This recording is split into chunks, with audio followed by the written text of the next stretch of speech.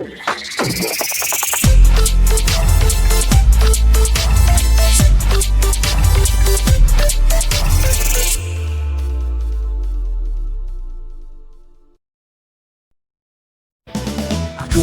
anak Tuhan, ku ingin mengenalnya.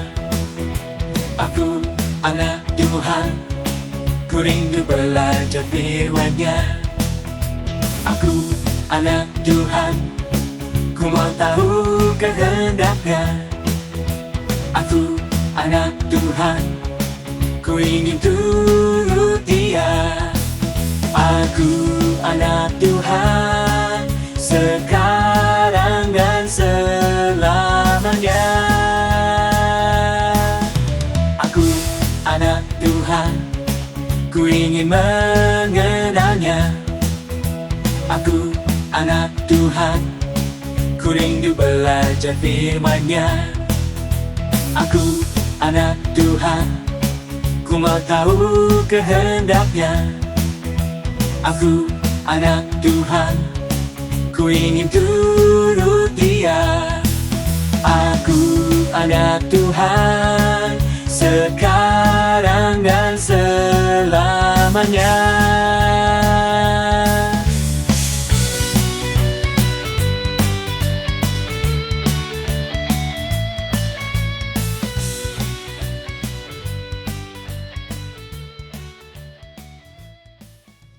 Pertobatan sejati.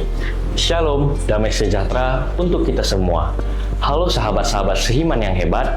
Kali ini kita akan bersama-sama belajar tentang sesuatu yang sangat penting dalam hidup kita, yaitu pertobatan sejati.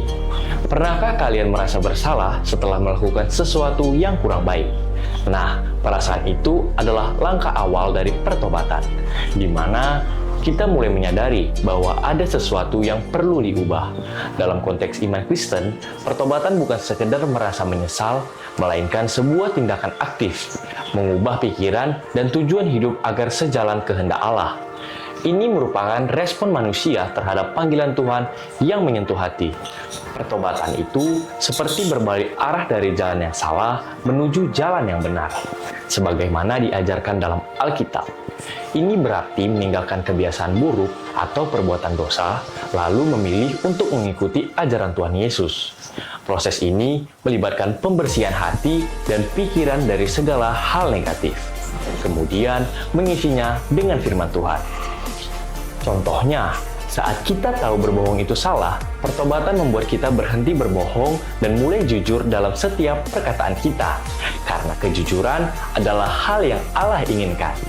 Roh Kuduslah yang menggerakkan hati kita untuk menyadari kesalahan dan ingin menjadi lebih baik, sehingga kita mengaku dosa-dosa kita di hadapan Tuhan. Pengakuan ini bukanlah sekedar ucapan bibir, melainkan cerminan dari perubahan batin mendalam di mana kita bersedia untuk meninggalkan cara hidup lama dan sepenuhnya menyerahkan diri kepada kehendak-Nya. Pertobatan adalah fondasi kokoh yang memungkinkan kita membangun relasi yang langgeng dengan Tuhan, layaknya bangunan yang membutuhkan dasar kuat agar tidak roboh. Relasi langgeng ini diperbarui setiap kali kita datang kepada Tuhan dengan hati penuh tulus, memohon pengampunan, dan berkomitmen untuk tidak mengulangi kesalahan yang sama. Hal ini menandai langkah awal menuju perubahan hidup yang berkelanjutan, membebaskan kita dari beban dosa dan memulihkan hubungan kita dengan Sang Pencipta.